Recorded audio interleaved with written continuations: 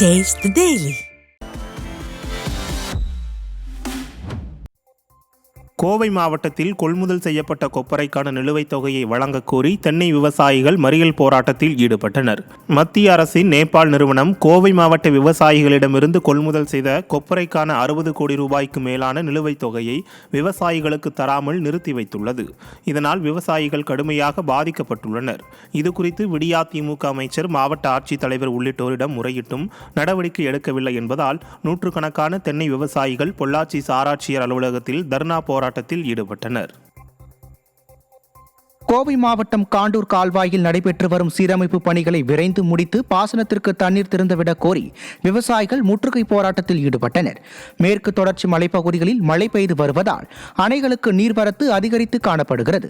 இந்நிலையில் திருமூர்த்தி அணைக்கு தண்ணீர் கொண்டு செல்லும் காண்டூர் கால்வாய் சீரமைப்பு பணிகள் நடைபெற்று வருகின்றன. இதனால் திருமூர்த்தி அணைக்கு தண்ணீர் கொண்டு செல்வதில் சிக்கல் ஏற்பட்டுள்ளது. இந்நிலையில் சீரமைப்பு பணிகளை விரைந்து முடிக்க கோரி 300க்கும் மேற்பட்ட விவசாயிகள் பொள்ளாச்சி பரம்பிக்குளம் ஆலியார் பாசன திட்ட செயல் பொறியாளர் அலுவலகத்தை முற்றுகையிட்டு போராட்டத்தில் ஈடுபட்டனர். கடலூர் மாவட்டம் வீராணம் ஏரியில் அதிக அளவில் நுரை பொங்கி ஒதுங்குவதால் விவசாயிகளும் பொதுமக்களும் அச்சமடைந்துள்ளனர். தற்போது வீராணம் ஏரியில் தண்ணீர் நிரம்பியிருக்கும் நிலையில் ஆடிப்பெருக்கு விழா கொண்டாட முடிவு செய்த அப்பகுதி மக்கள் அதிக அளவில் நுரை பொங்கி ஒதுங்குவதைக் கண்டு அச்சமடைந்துள்ளனர். மேலும் அதிகாரிகள் வெளிப்படைத்தன்மை இல்லாமல் ஆய்வு மேற்கொள்வது எந்த விதத்தில் சரியானதாக இருக்கும் என விவசாயிகளும் கிராம மக்களும் கேள்வி எழுப்பி வருகின்றனர். கடலூர் மாவட்டம் புவனகிரி அருகே பலத்த காற்றில் புதிதாக அமைக்கப்பட்ட மின்கம்பி அறுந்து விழுந்தது. அங்கிருந்தவர்கள் உடனடியாக மின்சாரத்தை நிறுத்தியதால் பெரும் ஆபத்து தவிர்க்கப்பட்டது. இந்த மின்கம்பங்களும் கம்பிகளும் கடந்த சில வாரங்களுக்கு முன்னர் தான் இங்கு அமைக்கப்பட்டு மின் இணைப்பும் கொடுக்கப்பட்டிருக்கிறது. இந்த நிலையில் மின்கம்பி அறுந்து விழுந்துள்ளதால் மின்கம்பங்களும் மின்கம்பிகளும் தரமில்லையா என்று பொதுமக்களும் விவசாயிகளும் விடிய அரசை பார்த்து கேள்வி எழுப்புகிறார்கள். மத்திய பட்ஜெட்டில் தாங்கள் புறக்கணிக்கப்பட்டிருப்பதாக கூறி காஞ்சிபுரம் மாவட்ட ஆட்சியர் அலுவலகம் அருகே மாற்றுத்திறனாளிகள் கண்டன ஆர்ப்பாட்டத்தில் ஈடுபட்டனர். இந்த ஆர்ப்பாட்டத்தின் போது மகாத்மா காந்தி தேசிய ஊரக வேலைவாய்ப்பு திட்டத்தில் அரசாணை எண் 52 படி 100 நாள் வேலை தொடர்ச்சியாக வழங்கிடவும், 4 மணி நேர வேலை மற்றும் முழுநேர ஊதியம் ரூபாய் 319 வழங்கிடவும், மாற்றுத்திறனாளிகளின் குடும்பங்களுக்கு குடும்ப அட்டையை சட்டப்படி வழங்கிடக் கோரியும் கோஷங்கள் எழுப்பப்பட்டன. கரூர் மாவட்டம் குளித்தலை அருகே 3 மாதங்களாக குடிநீர் வழங்கப்படாததை கண்டித்து கிராம மக்கள் சாலை மறியல் போராட்டத்தில் ஈடுபட்டனர். கள்ளப்பள்ளி ஊராட்சிக்குட்பட்ட கிராம பகுதிகளில் குடிப்பதற்கு தண்ணீர் இல்லாமல் பொதுமக்கள் காவிரி ஆற்றில் குளிப்பறித்து தண்ணீர் எடுத்து வருகின்றனர். தண்ணீர் கேட்டு பலமுறை விடியா திமுக ஊராட்சி மன்ற தலைவருக்கு கோரிக்கை விடுத்தும் நடவடிக்கை எடுக்கவில்லை என புகார் கூறப்படுகிறது. இதனால் ஆத்திரமடைந்த மக்கள் காலி குடங்களுடன் சாலை மறியல் போராட்டத்தில் ஈடுபட்டனர். விடியா ஆட்சியில் குடிதண்ணீருக்காக கூட போராடும் சூழல் இருப்பதாக கிராம மக்கள் வேதனை தெரிவிக்கின்றனர். சேலம் மாவட்டம் எடப்பாடி அருகே முனியப்பன் கோவில் திருவிழாவில் 200க்கும் மேற்பட்ட ஆடு, கோழி, சேவல்களை பலியிட்டு நேர்த்திக்கடன் செலுத்த பக்தர்கள் முண்டியடித்ததால் அசாதாரண சூழல் நிலவியது. சேலம் மாவட்டம் எடப்பாடி நகராட்சிக்குட்பட்ட ஆலச்சம்பாளையம் பகுதியில் உள்ள மோலானி முனியப்பன் கோவிலில் ஆண்டுதோறும் ஆடி மாதத்தில் திருவிழா நடைபெறுவது வழக்கம். இதன்படி இந்த ஆண்டு நடைபெற்ற ஆடி மாத திருவிழாவில் ஏராளமான பெண்கள் பொங்கல் வைத்து ஸ்ரீ மோலானி முனியப்பன் சுவாமிக்கு படையலிட்டு வழிபட்டனர். அப்போது ஒரே நேரத்தில் 200க்கும் மேற்பட்ட ஆடு மற்றும் கோழி சேவல்களை பலியிடுவதற்காக தீர்த்தம் போடுவதற்கு பக்தர்கள் முண்டியடித்துக் கொண்டு வந்ததால் பரபரப்பு ஏற்பட்டது. திருநங்கைகள் அடாவடியாக பணம் வசூலிக்கும் காணொளி அதிக அளவில் பகிரப்பட்டு வருகிறது. கிரிவலம் செல்லும் பக்தர்களிடம் திருநங்கைகள் பணம் வசூலிக்கும் எண்ணத்தில் கட்டாயப்படுத்தியும் பக்தர்களை அச்சுறுத்தியும் மிரட்டியும் பணம் வசூலித்து வருகிறார்கள் என புகார் கூறப்படுகிறது. இது தொடர்பான வீடியோ வேகமாக பகிரப்பட்டும் வருகிறது. இவ்வாறு செயல்படும் திருநங்கைகளை விடியா அரசின் மாவட்ட நிர்வாகமும் மாவட்ட காவல்துறையும் கண்டுகொள்வதே இல்லை என பொதுமக்கள் தங்களது கடும் கண்டனத்தை தெரிவித்துள்ளனர். நாகப்பட்டினம் வேதாரண்யம் அருகே நடைபெற்ற உங்கள் ஊரில் எங்கள் அரசு மற்றும் மக்களுடன் முதல்வர் நிகழ்ச்சியில் பங்கேற்ற பொதுமக்களும் மாற்றுத்திறனாளிகளும் பெரும் அவதி உற்றனர். தலைஞாயிறு ஒன்றியத்திற்குட்பட்ட ஊராட்சிகளும் வேதாரண்ய தாலுகாவுக்கு உட்பட்ட ஊராட்சிகளும் நடைபெற்ற இந்த நிகழ்ச்சிகளில் பொதுமக்களிடம் இருந்து மனுக்கள் வாங்க பெற்றன. இந்த அரசு நிகழ்ச்சிகளில் சரியான முறையில் இணைய வசதி இல்லாமலும் மாற்றுத்திறனாளிகளுக்கு மனு வாங்கும் இடத்தில் சரிவர கணினி இயங்காததாலும் பொதுமக்கள் பெரிதும் அவதி உற்றனர். விடிய ஆட்சியில் இந்த முகாம்களை பெயரளவில் மட்டுமே நடத்துவதாக பொதுமக்கள் குற்றம் சாட்டியுள்ளனர். ரயில் சேவை திட்டத்துக்கு விடிய திமுக அரசு அனுமதி மறுத்துள்ளதால் உள்ளதாக மத்திய ரயில்வே துறை அமைச்சர் தெரிவித்திருந்தார். அண்மையில் அறிவிக்கப்பட்ட பட்ஜெட்டில் தமிழகத்திற்கு எந்த ஒரு நலத்திட்டத்தையும் வழங்கவில்லை என்று விடிய அரசு கூறி வரும் நிலையில் திறனற்ற திமுக அரசே இந்த ரயில் சேவை திட்டத்திற்கு அனுமதி மறுத்துள்ளது தங்களுக்கு வேதனை அளிப்பதாக ராமேஸ்வர பகுதி மக்கள் தெரிவித்துள்ளனர். மேலும் மத்திய மாநில அரசுகள் அரசியல் மட்டுமே பேசி தமிழக மக்களை வஞ்சிப்பதாகவும் வேதனை தெரிவித்துள்ளனர். மேற்கு தொடர்ச்சி மலையில் பெய்து வரும் தொடர் மழையால் பொள்ளாச்சி அருகே உள்ள ஆழியார் அணை நிரம்பியதை அடுத்து அணையின் பாதுகாப்பு கருதி 11 மதகுகள் வழியாக வினாடிக்கு 1210 கன அடி உபரி நீர் வெளியேற்றப்பட்டது. பொள்ளாச்சி மற்றும் மேற்கு தொடர்ச்சி மலை பகுதிகளில் கடந்த சில நாட்களாக தொடர்ந்து கனமழை பெய்து வருகிறது. இதனால் சோழையார், ஆழியார், பரம்பிக்குளம் ஆகிய அணைகளுக்கு நீர்வரத்து அதிகரித்து அணைகளின் நீர்மட்டம் கிடுகிடுவென உயர்ந்தது. ஆழியார் அணை அதன் முழு கொள்ளளவான 120 அடியை எட்டியதால் உபரி நீர் வெளியேற்றப்பட்டு வருகிறது.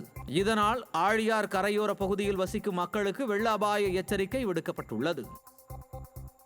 மாவட்டம் ஆற்காட்டிலிருந்து ராணிப்பேட்டை செல்லும் பாலாறு பாலத்தில் திடீரென போக்குவரத்து மாற்றம் செய்யப்பட்டதால் வாகன ஓட்டிகள் கடும் அவதிக்குள்ளானார்கள். தேசிய நெடுஞ்சாலையில் வாகனங்கள் ஆமை போல் ஊர்ந்து சென்றன. ஆற்காட்டிலிருந்து ராணிப்பேட்டை செல்லும் புதிய பாலாறு பாலத்தில் பராமரிப்பு பணிகள் நடந்து வருகின்றன. இதனால் கனரக வாகனங்கள் செல்ல தடை விதிக்கப்பட்டு போக்குவரத்து மாற்றம் செய்யப்பட்டுள்ளது. இந்நிலையில் ஆற்காடு நோக்கி இருசக்கர வாகனத்தில் சென்ற தாயும் மகனும் விபத்தில் சிக்கி காயமடைந்தனர். எனவே காலை நேரத்தில் போக்குவரத்து மாற்றத்தை தற்காலிகமாக நிறுத்தி வைக்க வேண்டும் என வாகன ஓட்டிகள் கோரிக்கை விடுத்துள்ளனர்.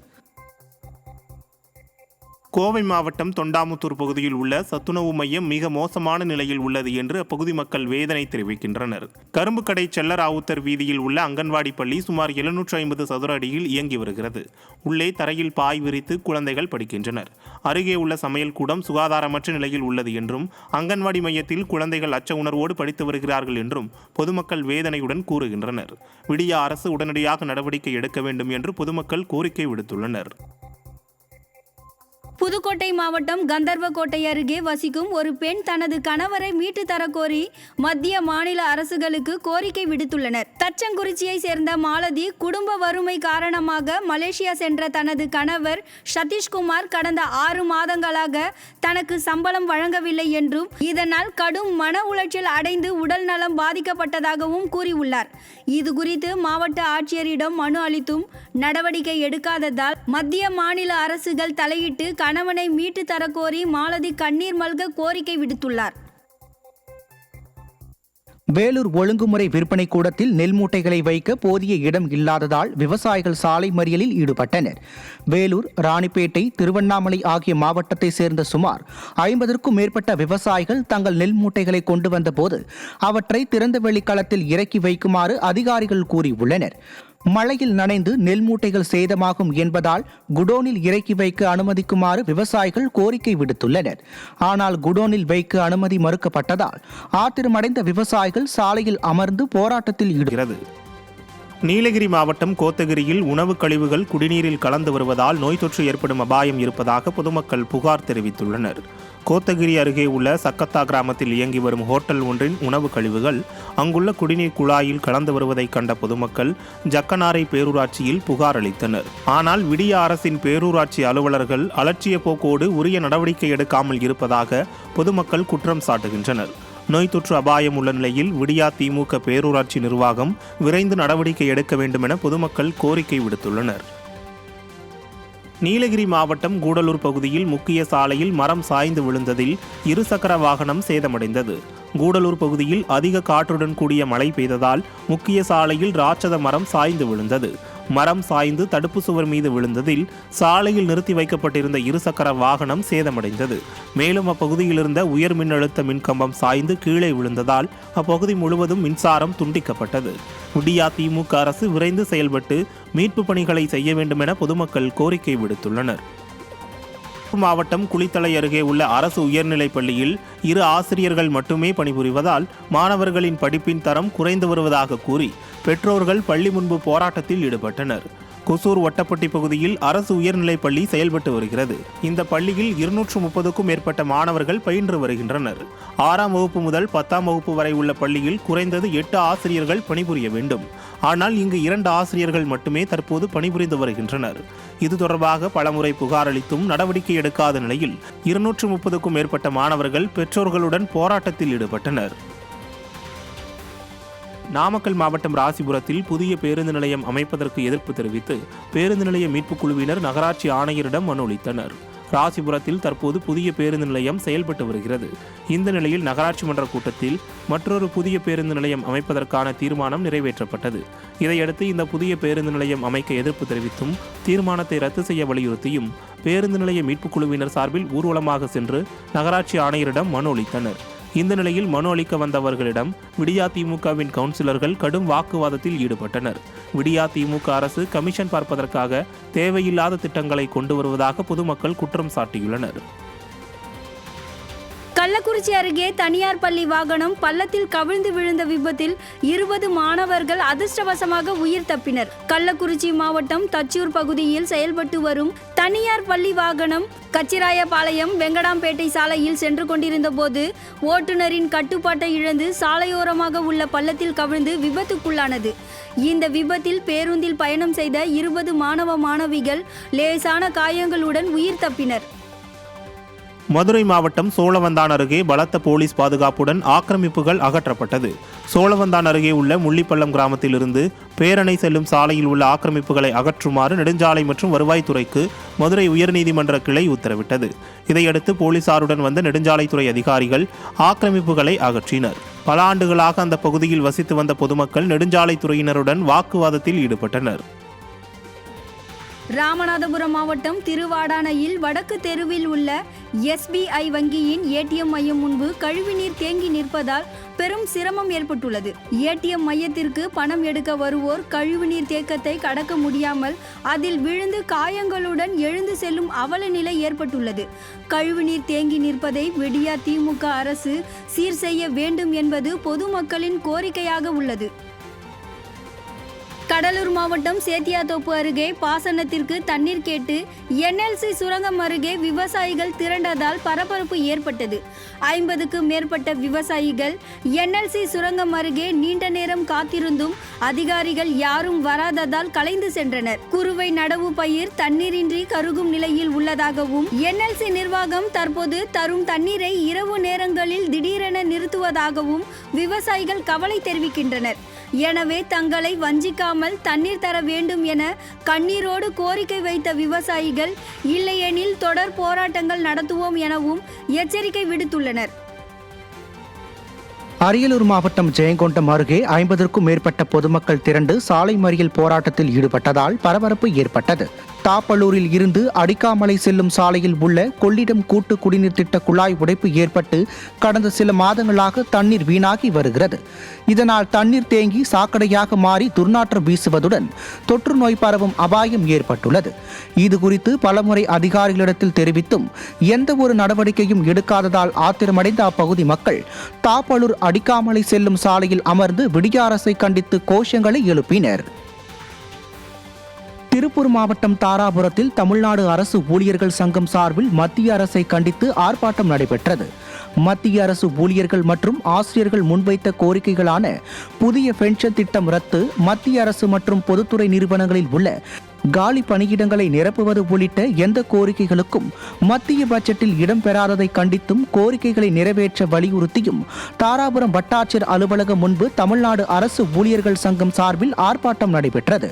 போராட்டத்தில் ஈடுபட்டவர்கள் மத்திய அரசு பட்ஜெட்டில் தமிழகம் முற்றிலும் புறக்கணிக்கப்பட்டிருப்பதாக குற்றம் சாட்டினர். நெல்லை மாவட்டம் திசையன் விளை பேருந்து நிலையம் முன்பு அரசு பேருந்து பழுதாகி நின்றதை பயணிகள் தள்ளு தள்ளு என்று தள்ளிய வீடியோ இணையத்தில் வைரலாகி உள்ளது. திசையன் விளை பெருந்தலைவர் காமராஜர் பேருந்து நிலையத்தில் இருந்து பயணிகளை ஏற்றிக்கொண்டு சென்றபோது பேருந்து நிலைய வாசலிலேயே பழுதாகி நின்றது. இதையடுத்து பேருந்தில் இருந்த பயணிகள் அருகில் நின்ற காவலரின் உதவியோடு பேருந்தை தள்ளு தள்ளு என்று தள்ளி ஸ்டார்ட் ஆக வைத்தனர். விடியா திமுக ஆட்சியில் ஓட்ட உடசலான பேருந்துகள் இயக்கப்பட்டு வருவது வழக்கமாகி போய்விட்டது என பொதுமக்கள் அழுத்துக் கொண்டனர். செங்கல்பட்டு மாவட்டம் திருப்போரூர் அருகே பழங்குடி மக்கள் வாழும் பகுதியில் மழைநீர் தேங்கி கொசுக்கள் உற்பத்தியாவதோடு துர்நாற்றம் வீசுவதாகவும் புகார் கூறப்படுகிறது. கரும்பாக்கம் கிராமத்தில் உள்ள இருளர் குடியிருப்பில் 30க்கும் மேற்பட்டோர் வாழ்ந்து வருகின்றனர். இந்த நிலையில் மழைக்காலங்களில் இருளர் குடியிருப்பில் கழிவுநீருடன் மழைநீரும் சேர்ந்து குளம்போல் தேங்கி கொசுக்கள் உற்பத்தியாவதாகவும் துர்நாற்றம் வீசுவதால் நோய் தொற்று பரவும் அபாயம் இருப்பதாக அப்பகுதி மக்கள் அச்சம் தெரிவிக்கின்றனர். எனவே அப்பகுதியில் முறையான கழிவுநீர் கால்வாய் அமைக்க வேண்டும் என விடியா அரசுக்கு பழங்குடி மக்கள் கோரிக்கை விடுத்துள்ளனர். விருதுநகர் மாவட்டம் திருச்சுழி அருகே கோவில் திருவிழா நடத்துவது தொடர்பாக இரு தரப்பினரிடையே பிரச்சினை நிலவி வரும் நிலையில் ஒரு தரப்பினர் நியாயம் கேட்டு வட்டாட்சியர் அலுவலகத்தை முற்றுகையிட்ட சம்பவம் பரபரப்பை ஏற்படுத்தியுள்ளது. வளையப்பட்டி கிராமத்தில் உள்ள ராஜகாளியம்மன் கோயிலில் சாமி கும்பிடுவது தொடர்பாக ஒரே சமுதாயத்தைச் சேர்ந்த இரு தரப்பினரிடையே பிரச்சினை நிலவி வருகிறது. இந்த நிலையில் காவல் நிலையத்தில் நடந்த பேச்சுவார்த்தையில் ஒரு சாராருக்கு சாதகமாக போலீசார் நடந்து கொண்டதாக கூறி மற்றொரு தரப்பினர் குற்றம் சாட்டினர். இதைத் தொடர்ந்து அவர்கள் உரிய நடவடிக்கை எடுக்க கோரி திருச்சுழி வட்டாட்சியர் அலுவலகத்தை முற்றுகையிட்டதால் பரபரப்பு நிலவியது. ஈரோடு மாவட்டத்தில் சாலையில் அடையாளம் தெரியாத வாகனம் கொட்டிச் சென்ற ஜல்லிக்கற்களால் வாகன ஓட்டிகள் கடும் அவதியடைந்தனர். ஈரோடு மாநகராட்சிக்குட்பட்ட கொல்லம்பாளையம் பகுதியில் அடையாளம் தெரியாத வாகனம் ஜல்லிக்கற்களை ஏற்றி வந்த நிலையில் நுழைவு பாலத்தின் பாதி வழியில் ஜல்லிக்கற்களை கொட்டிச் சென்றது. இதனால் அந்த வழியாக வந்த வாகன ஓட்டிகள் வாகனங்களை இயக்க முடியாமல் கடும் அவதியடைந்தனர். இதையடுத்து சாலையில் இருந்த ஜல்லிக்கற்களை போக்குவரத்து காவலர்களும் மற்றும் பொதுமக்களும் சுத்தம் செய்யும் அவல நிலை ஏற்பட்டது.